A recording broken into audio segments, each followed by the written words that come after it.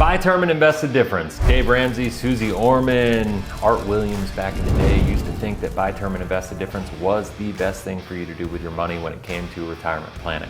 In this video, I'm going to debunk everything that has to do with the buy term and invest the difference concept. And if you have any questions, I encourage everybody to engage.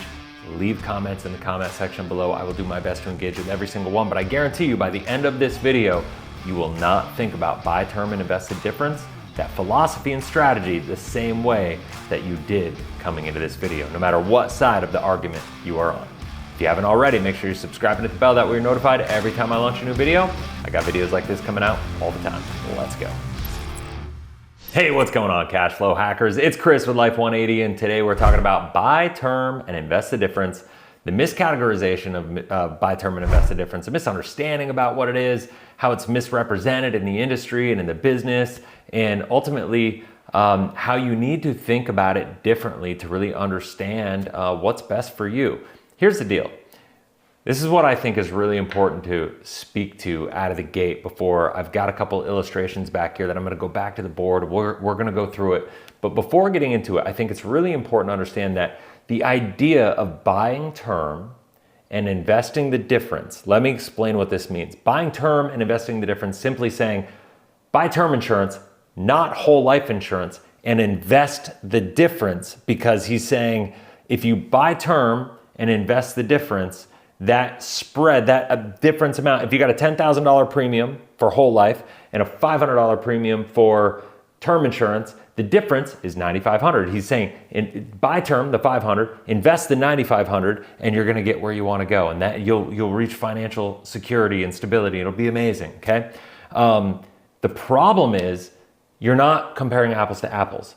I don't like buy term and invest the difference, the conversation of buy term and invest the difference, because of the fact that it's not even an apples to apples conversation. Whole life insurance should never be viewed as an investment. If you want to say buy term and save the difference, well, that would be a conversation. And the thing that I find really ironic and funny about this is the fact that Dave Ramsey is the first person that's going to tell you you need 6 months inside of an emergency fund to be financially safe.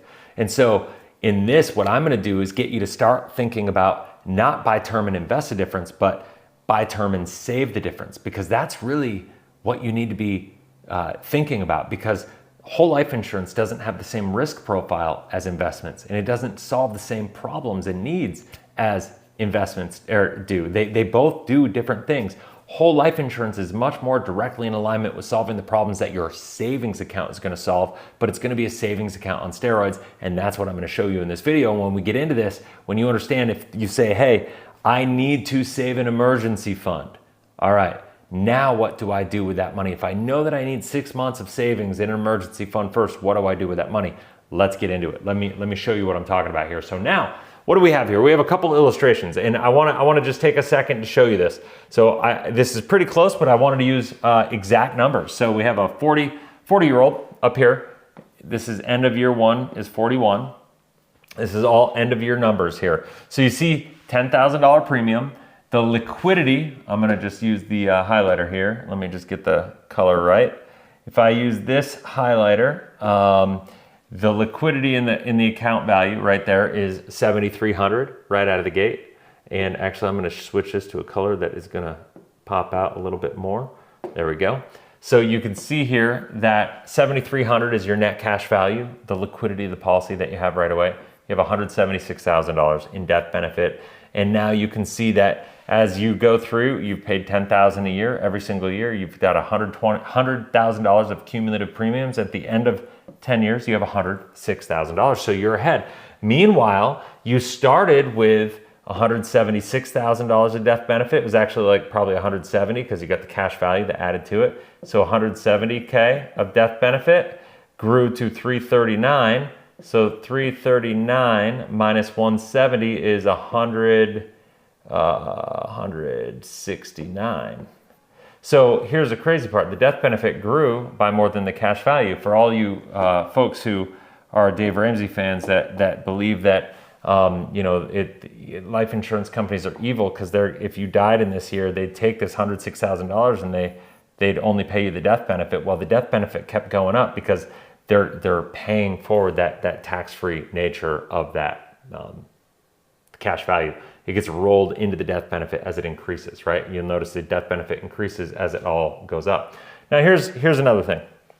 If you look at this, this is a term insurance policy for the same person, same health rating. We did a $200,000 death benefit just to keep it simple. $458 a year, and you could see I did a 20-year term. We're doing 20 years of term insurance, and you know, it is what it is. At the end, and the idea here is saying, all right, let's imagine you had kids. You have 20 years of need for term insurance. Dave Ramsey would say once they're out of the house, you don't need the 200 anymore. So once it hits this where the insurance costs start going through the roof, right? Where these costs are going through the roof, well, you don't need this anymore, so just self-insure. And that is where the problem begins, because here's the deal. There is no such thing as self-insured. You're either insured or you're not insured, because here's the deal. If you try to self-insure, I don't care if you have your house paid off, if you have everything else in good position, it's still going to, the nature of self-insuring is still going to impact all of the money that you have. And actually, I want to do this. Let's say you had $1 million in retirement, and we'll talk about self-insuring.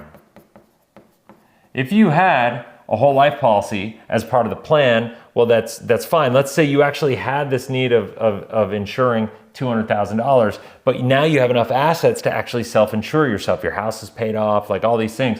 So let's say you needed $200,000.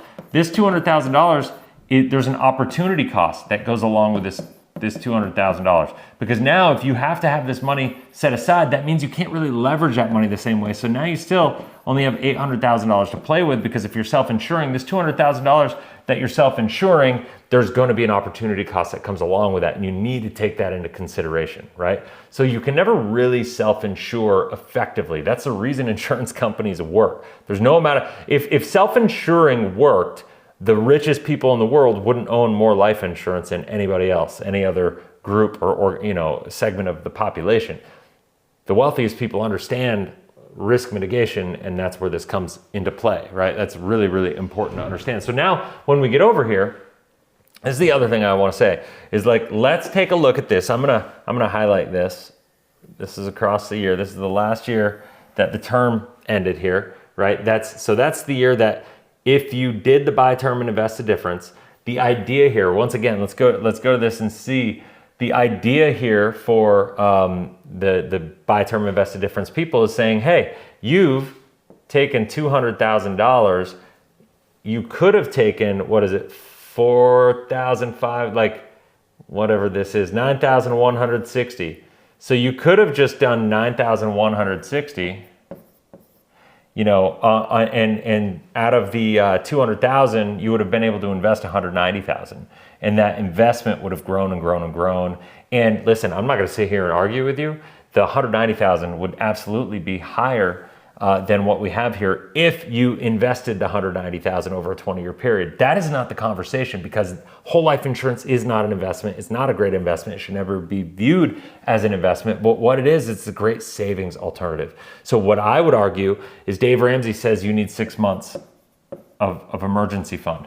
My mindset is, however you handle your personal finances, your money needs to be in alignment with your values and your beliefs. At minimum, you need 6 months of savings. Now, if you're into real estate, if you're an entrepreneur, you need more than that. I would say you need 2 years of liquid accessible capital, because you need an emergency fund and you need an opportunity fund, because that's when you're going to win with your business. Now, I would say for everybody needs a whole life policy in some capacity, because of the fact that it's a better place to save your emergency fund. Because on this policy, we could say your minimum is $3,000 per year and the maximum is $10,000 per year. And so you get the ability to fund it between those two numbers and you're good to go. Now, here's the deal.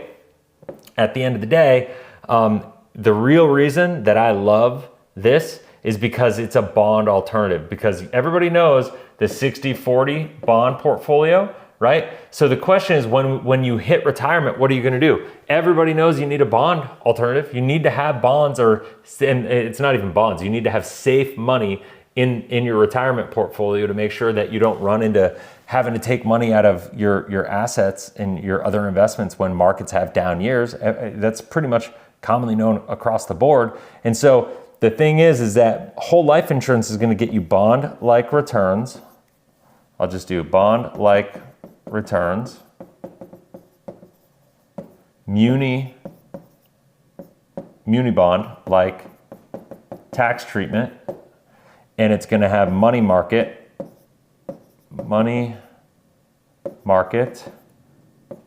like liquidity. Okay? So when we think about those three things, this is what I'm really after. And here's the deal. When it talks about bond-like returns in the past couple of years, the 60-40 bond portfolio right now is dead because bonds lost money 2 years in a row. And it's been shown that the risk in the just the standard deviation, I guess is the easiest way to put it, of bonds is way higher than people realized, and that suscepted their portfolios to more risk than they thought they would have. And right now, what's important to understand is you get all this with whole life with a standard deviation of 1, right? It's like you're pretty much guaranteed to not lose. The insurance company shoulders all that risk, right? And so here's the thing. So when you look at this as a volatility buffer,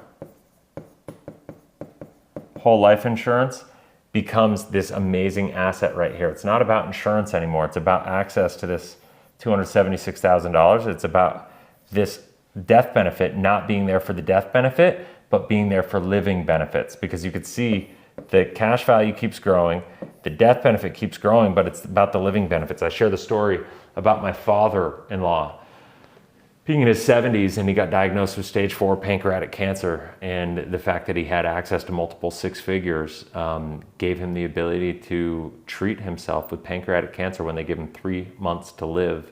7.5 centimeter tumor on his pancreas that had spread to his liver. And because of the fact that he had six figures, multiple six figures, liquid and accessible to him, he was able to do alternative medical treatments, and he was able to now still be alive 3 years later, and he's still playing golf, and he's still hanging out with his grandkids and doing all that stuff because he was able to control the medical directive in his life. He didn't have to listen to some stupid insurance company tell him, that's funny, I'm talking about whole life, stupid health insurance company tell him what he couldn't do, for his own treatment of his own body to manage his own life, right? That's the power in this. If you don't have this in retirement, if you're not set up with something of this nature, right? When you hit retirement, if you become sick, I don't know if you know this, but medical bills are the cause of most bankruptcies in retirement. I got news for you. You could have $1 million in retirement. You become medically sick. You're not going to qualify for a lot of Medicaid. You're going to be completely exposed. And there's a good chance that a lot of your livelihood and a lot of the things that you worked for your entire life are going to go up the chimney in smoke. It's going to be really, really rough. And so the reason that buy term and invested difference doesn't work is kind of threefold. A, you can never self-insure. You're either insured or you're not. When you self-insure, there's a cost to the self-insurance, and that cost comes in the form of opportunity cost. That's first. Secondly, you need a volatility buffer in retirement. The 60-40 portfolio is dead. Okay, we need to realize that's the case. And so the reason number two, buy term and invested difference doesn't work is because you're going to need an alternative for the bond portion of your portfolio in retirement. Nothing is going to give you better returns on a more guaranteed basis with a lower standard of deviation than whole life insurance. And then thirdly, last but not least, maybe most important, in retirement, if you do this term insurance policy, you're not going to have access to this money in retirement in case you become critically, chronically, or terminally ill. What if I could show you a way you could access a high percentage of this death benefit in retirement to manage your medical directive when you needed it? That is the power of this. This is why I cannot stand the idea of buy term and invested difference, because it's such a short-sighted scarcity mindset that does not take your entire financial picture into consideration when making one of the most important financial decisions of your life. So if you have any questions, comment in the comment section below. If you want to learn more about whole life insurance and the power of it, I'm putting it end screen here. On the end screen, there's a playlist that you can go and learn as much as your heart desires. I've got tons of videos. Skim through it, find the one that works best for you. If you like this video, if you found value in this video, please like it, share it, get it out there, subscribe to the channel, hit the bell. That way you're notified every time I launch a new video. Continue your educational journey. Till next video, have a blessed, inspirational day. We'll talk soon. See ya.